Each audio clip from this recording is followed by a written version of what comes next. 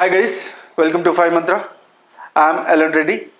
I'm teaching about programming languages and all, and now I'm going to discuss about uh, how to build a logic. Okay, and we are discussing about problem wise. Okay, and last already we completed some videos on this. Just go and check, and after that, just you can follow this. Okay, and each one is independent, and you can concentrate on problem and you can get the solution. It is a simple solution.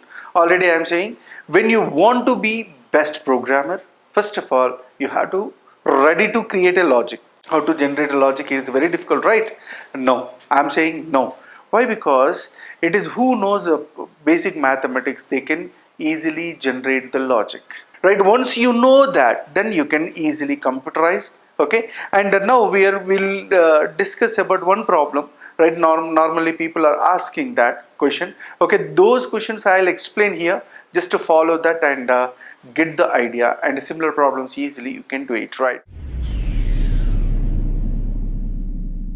My question is, I have a number, right? Like 123.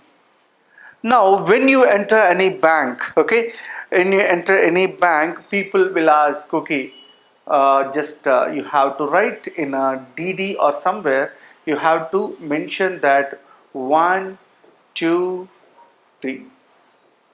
This is the common automation process will be done in all banks in the monetization environment, right? Monitoring environment. So now what I want to do is, when I enter 123, and output has to be like this.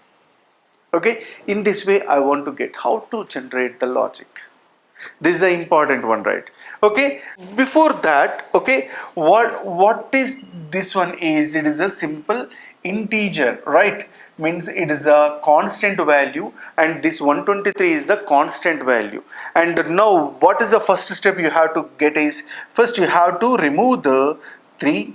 Once 3 is removed, then you can print 3, and after that you can 2, you can print 2, and after that last one is a 1, you can print only 1. In this way we can. Okay, and how to divide 123 to 321, this is the important one, right? Okay, and for doing this, okay, what type of logic is required, how to generate the logic. Now I'll get a from the user, you will get from the user you will get this 123, and what you have to do is, total 123 has to be divided into 3 parts, and each number you will represent it the compare with the constant. If it is a 3, given number is a 3, then you will print 3. If it is a 2, then you will print the 2, and if it is a 1, you will print the 1. In this way we will develop the logic. When you want to do this, first of all understand the problem, understand mathematical logic, right? How to divide 123 to 321 individual numbers. Okay, and which operation I have to perform, and these things if you know, easily you can develop. Okay, and we'll see that one how it will be do, right? Now I have a number 123. Okay, now this 123 I have to divide. Like, you know that basic mathematical operation, already I said we have a basic mathematical operation. One is the plus, another one is the minus, another one is the divided by, or something like, okay, it's a multiplication symbol, next divided by. Okay, and which operation we have to do first? Okay, and why? Because this 123 I have to divide 3 to 1. These are the important. Okay, 3 parts I have to divide. Okay, whenever I want to do this, which operation is to do? This is not possible, this is also not possible, this is also not possible, maybe this is possible, right? And with the help of division operation we can do that one. So now I'll do that one. 123 I'm dividing. Which number I have to use? That is important one. I'll go with the 10. Okay, I'll divide 123 into 12. It is a 12, that is a 120, to remainder is a 3. How to get remainder? This is the important one. Now I got a 3, right? Now I have to get at the, now reminder is the 3 value. Now what I want to do is I have to get the 3 value, I'll save in a variable. And how to get a reminder. In any programming language, we have a symbols. We have to depend on symbols on basic mathematical operations. These symbols we called as a operators. Either C or C++ or any programming language, we have a set of operators, right? This is the multiplication, plus is the addition symbol, you know that, and this is the subtraction. Next one is multiplication, and what about this? I never saw this one in any programming, right? Whenever I do the division operation, I'll get a reminder, and another one is quotient. Okay, reminder and quotient. Reminder is this, and quotient is this one. Okay, and now how to get a reminder, how to get a quotient. Reminder will be get with the help of this operator. This operator we called as a percentile. Percentile is a symbol, right? Okay, this is the percentile symbol, and this operator we called as a mod operator. What is that? Mod operator. This is the mod operator what we called, and this operator we use. And for quotient, whenever you want to get a quotient, you will use the division operator that we called as a by. Okay, division operator. Okay, slash we called as a division operator. Okay, this is the division operator, and you will get a quotient, and but when you want to get a reminder, you will use this operator. That operator we called as a mod operator. Now with the help of mod operator, we are getting a 3. Okay, next, what about the one? Now my number is 123 only, right? Now I have to reduce. This is the basic idea. Now what is the quotient means? Quotient is 12, right? And I'll take the quotient, and once again I'll do with the 10, and it will do the same operation. That will do that one, right? Okay, clearly I'll explain. See that. Okay, now first step is 123 divide by 10. This is the 120. 12 is the next. 3 is the reminder.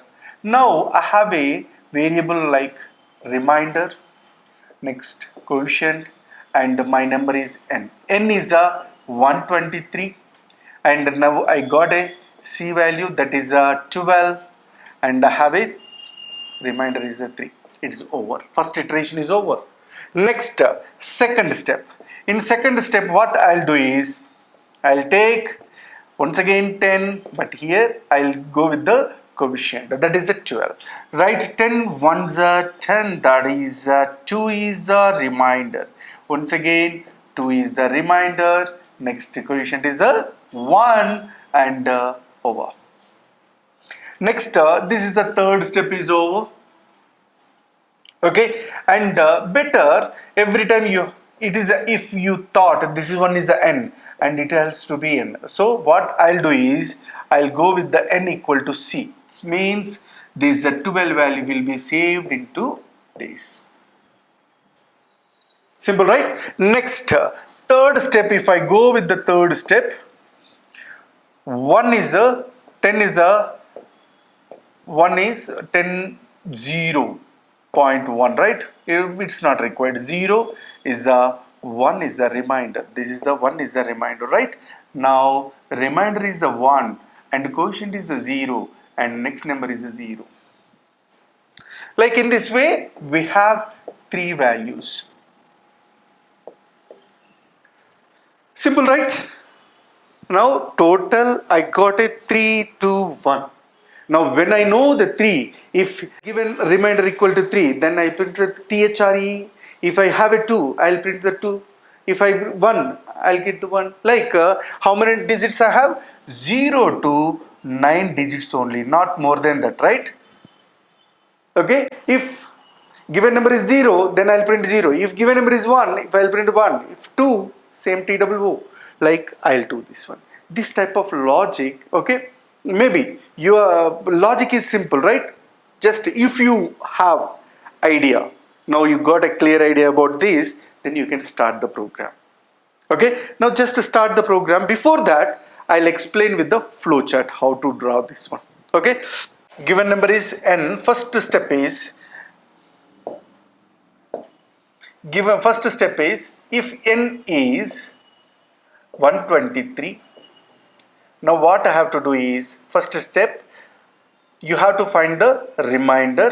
Remainder will be find with the help of n mod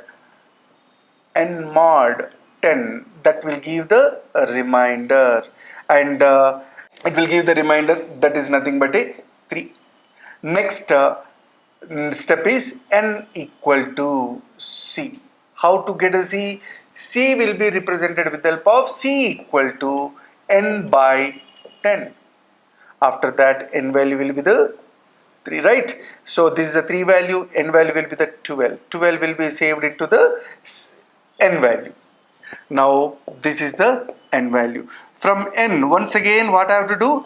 N mod 10, that is nothing but a remainder. Remainder is nothing but you will get, what is that? 2. And the next one is n equal to c, and c will be represented with the help of c equal to n by 10.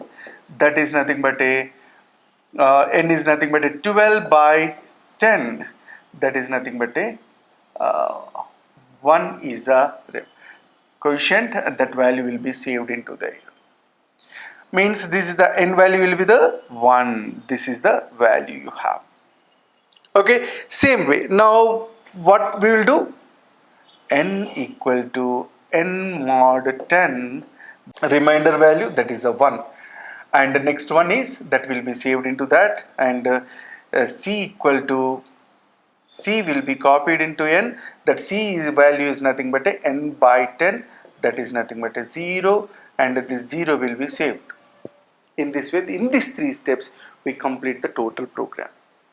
Okay, now what I'll do is I'll write a flowchart. Maybe it's complicated or crispy you will get, right? So what I'll do is a pictorial presentation I'll do. Okay, just understand, okay, easily, and you can write your own code in your language. Either it's any programming language, not a matter. Now I'll start the program. Okay, whenever you want to start logic, logic will be understand and analyzed with the help of flowchart. Okay, now my flowchart will be start like this. Okay, and after that I have to get a data from the user, right? I got a data, and once I got the data, what I have to do is I have to do some condition I have to maintain. Once condition is satisfied, then I'll do some task.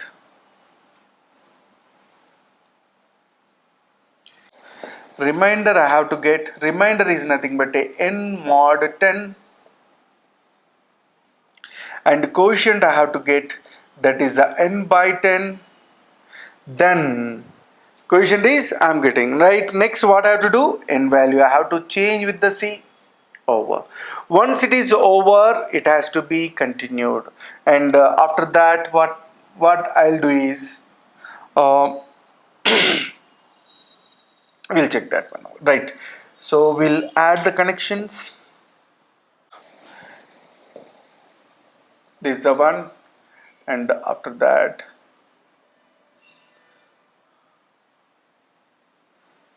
if it is true,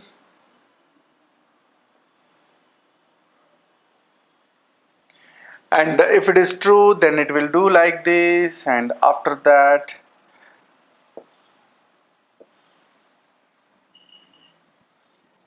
this is the direction we have. What is the condition here? It is, now I have to start, when I want to write a flowchart, this is the first symbol I have to use, that is the ellipse. There it is a start, and the next ellipse I will use in a last, that will be end. Okay, total program will be stopped. And next here what I have to do is which one I have to take. For example, I need some data. to analyze, right? Some n number has to given by the user, so I'll get the value n equal to, okay, something I don't know. We are started example with the one n number, right? Any number you can take, n equal to 123. Got it? Now, and the other variables I have, that will take later, right? And now I got a n value. After that I have to go with the remainder, I have to go with the quotient, I have to go with the, that's it. It's not required, right? Two variables I have, one is a r, another one is a c. Next, I have to check whether n value is getting 0 or not. Already we checked, right? So I'll explain here. See that first n value we did with the 10, okay, and here I am getting a quotient, and here I am getting a remainder, and once again quotient will be copied into n. So once again what I'll do, n 10, and once again you will get a quotient, and you will get a n value, then here you will get a remainder. So this remainder we'll use here, r equal to n by 10, n mod 10, sorry, not n by 10, this is the n mod 10, okay, and the next one is n by 10. This is a operation already did, okay. What I am doing every time, I am copying c value to the n, and after that it is going to this. Here what we have to check is, we have to, this here updation value is the nothing but n value. So here I'll check n. When to stop this process is when n is less than 0, less than or equal to 0. Directly you can say equal to 0. That is good, right? Okay, means here condition is n less than or equal to 0. Please come out from the iteration, right? Okay, now till that, okay, we are updating the values. One, if condition is true, means that will be the coefficient. That coefficient value I am copying into n. Once again, that updated value I am transferred to condition, and here condition is checking whether that condition is true or false. In our example, 123 is our first value, then this value will be given, remainder is the 3, and the coefficient is the 12. Is the first iteration, this condition is true. Next iteration, remainder is the 2, and coefficient is the 1, and this is also true. And the next iteration, remainder is 1 and coefficient is 0, then this condition will be getting false. Then when it is false, it will getting the enter. So in this way, what we did, total number we divided into 3 individual numbers, where that individual numbers are available in R. So here we got half of problem we completed, right? Now what we have to do is that R value we have to check whether that R is 1, then print 1. If R is the 2, print 2. If R is the 3, print 3, like. Okay, first up, here if you see that value will be like, you will get a first 3 and TOO2, and the next one is 3, 2, 1. In this way the value will be printed, but actually we don't want this. We want 1, 2, 3. 123 is my number, but I am getting a 3, 2, 1 reverse order. How to solve this one? So this is in this way. Okay, if you have any solution on this, please give your valuable feedback or comments, and I'll follow. Next video I'll give the right input for this. Okay, we solved the problem. Half of the problem we solved. What we did is total number we divided into individual parts. That is our main motto. But actually problem was not completed. Still we are getting a wrong input, that is a 3, 2, 1. We don't want that. We want 1, 2, 3. How it will be? Okay, if you have any queries, please, if you have any idea, please suggest that idea. If you don't have any idea, but think about that, and if you have any solution, that is well and good. Otherwise next video follow, I'll show the results, right? Thank you.